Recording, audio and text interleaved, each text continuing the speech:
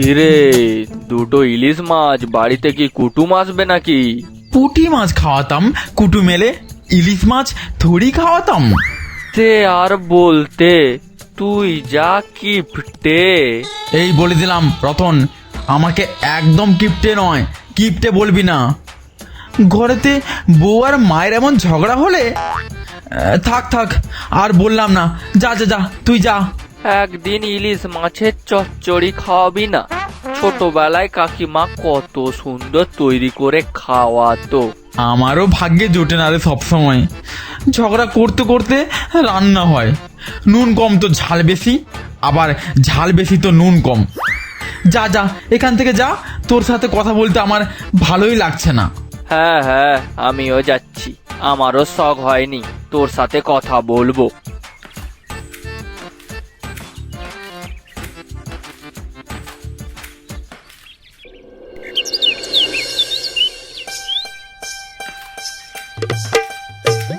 বউ, ও বউ, এই না বউ, মাছ নিয়ে এসেছি।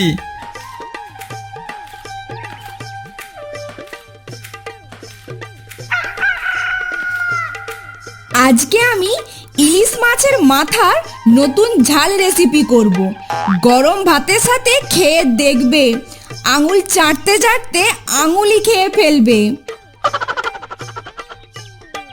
ভালো বৌদি, তবে তুমি নাকি রান্না করতে করতে বেশিটা খেয়ে নাও, এটা একটু খেয়াল রেখো।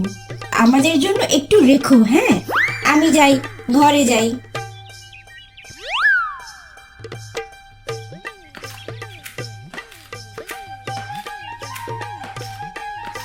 বাবা, খোকা, এত বড় বড় দুটো ইলিশ মাছ আনলে, বউ বললো তাই নিয়ে চলে এলি, তাই তো?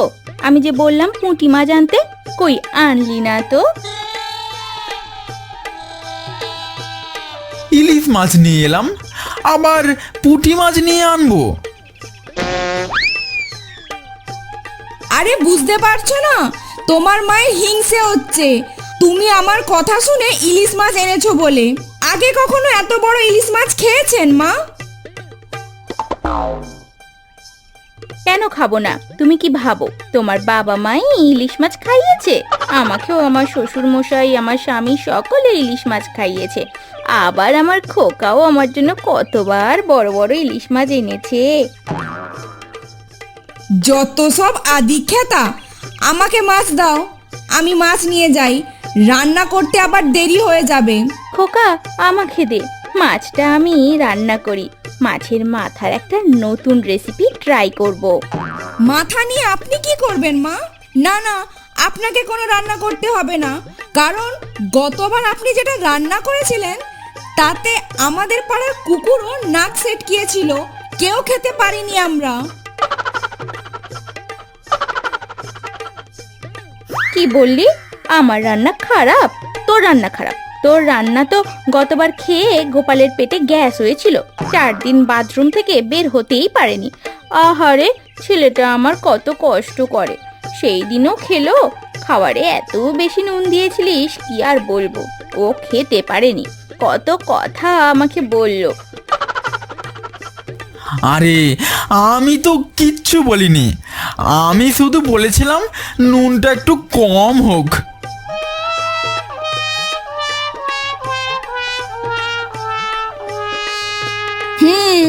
নুনের দোষও এখন আমার, আমি রান্না করতে পারি না, তাই তো? ঠিক আছে, তোমাদের রান্না তোমরাই করো, আমি চললাম ঘরে।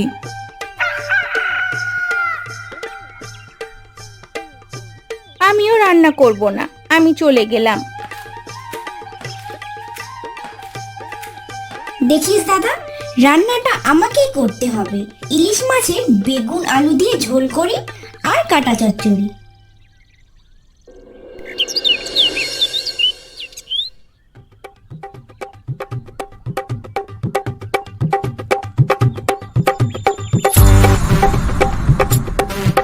আমাকে ইলিশ মাছের মাথাটা দে।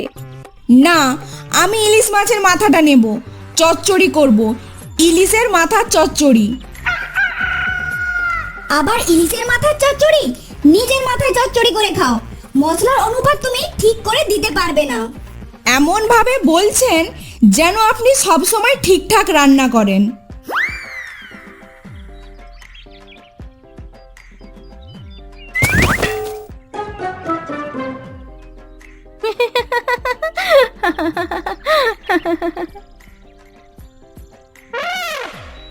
হাসুন হাসুন, আপনি হাসুন, আপনার সময় ভালো, আপনি হাসুন।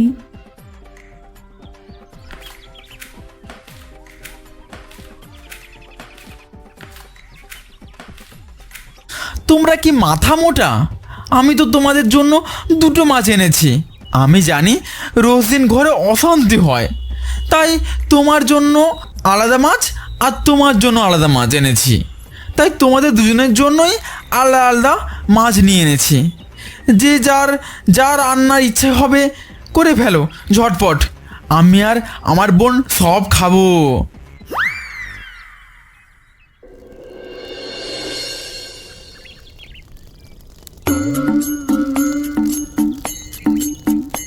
দেখবি দেখবি, আমার রান্না খেয়ে না আমার ছেলে হাত চাটবে। আমার খাবার খেয়ে তো হাতটা পুরো গিলেই খেয়েই নেবে।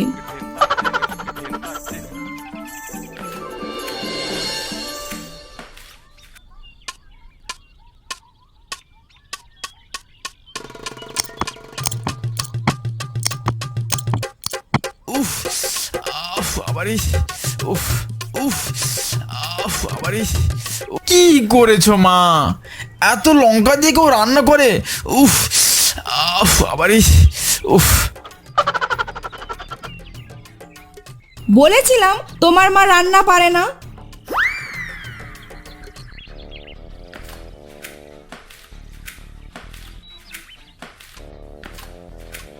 দেখি বৌদি, তুমি কেমন রান্না করেছো?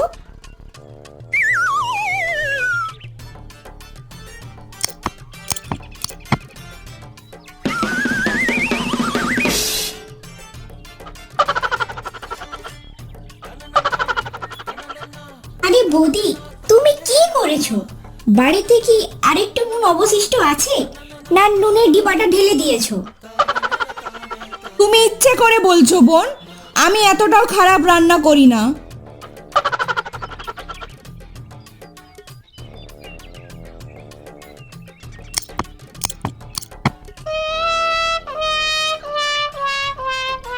কি গো বৌমা, রান্না কেমন হয়েছে?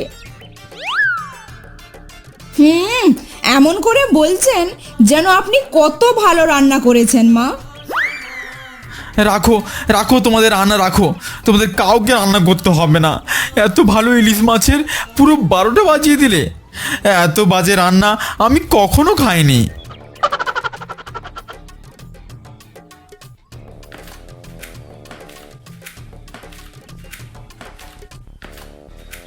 আমার বাবুটা রাগ করে না খেয়ে চলে গেল।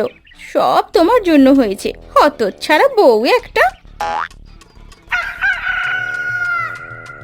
আচ্ছা, এবার যত দোষ গোপালের বউয়ের, তাই না? আরে থামো থামো, তোমরা থামো। এই চুপ করো তো, আমি আর রান্না করতে পারবো না। আমিও আর হাত পুড়িয়ে রান্না করতে পারবো না।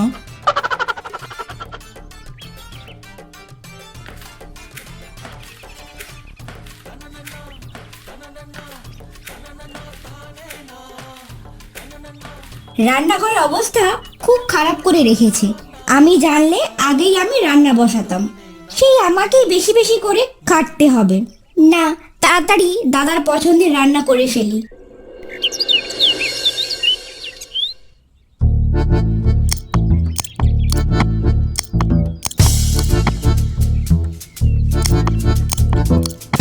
কি দারুণ রান্না করেছিস বোন। দারুণ রান্না হয়েছে।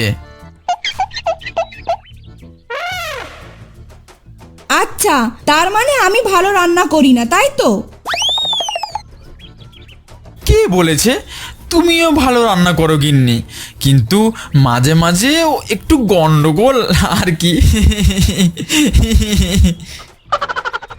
কি বললে, কি বললে?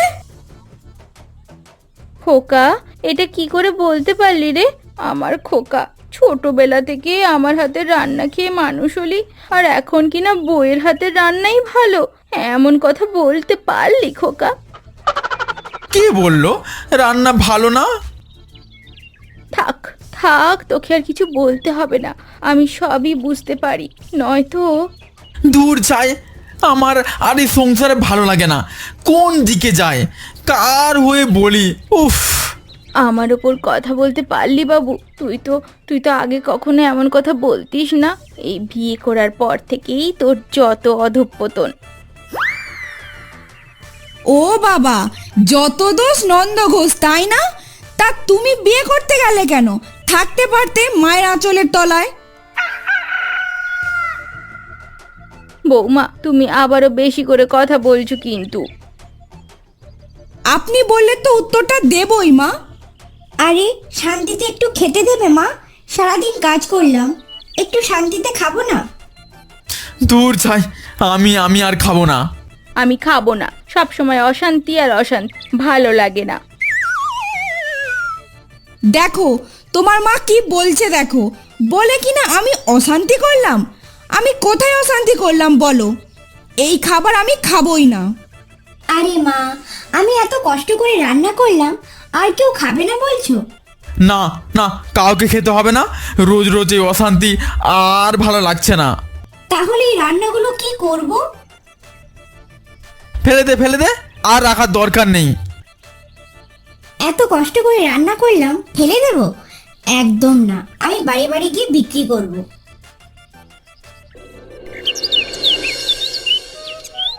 কি ভেবেছো, এত খাবার কষ্ট করে রান্না করলাম আর সব ফেলে দেব নাকি?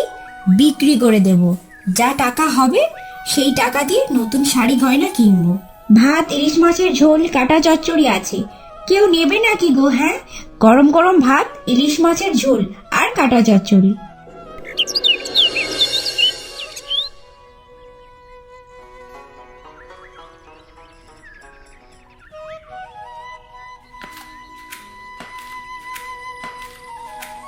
কি গো বোন, তোমার কত টাকা লাভ হলো? তা কেন বলবো তোমাকে বৌদি? তবে এরকম যদি তোমরা ঝগড়া করতে থাকো, রান্না যদি নষ্ট করো, এবার থেকে আমি ঠিক করেছি বিক্রি করে দেব। তাতে অনেক টাকা লাভ হবে, সেই টাকা দিয়ে আমি গয়না, জুতো সব কিনতে পারবো। ঠিক আছে বৌদি, এবার তুমি আসতে পারো। তুমি কি বলো বোন?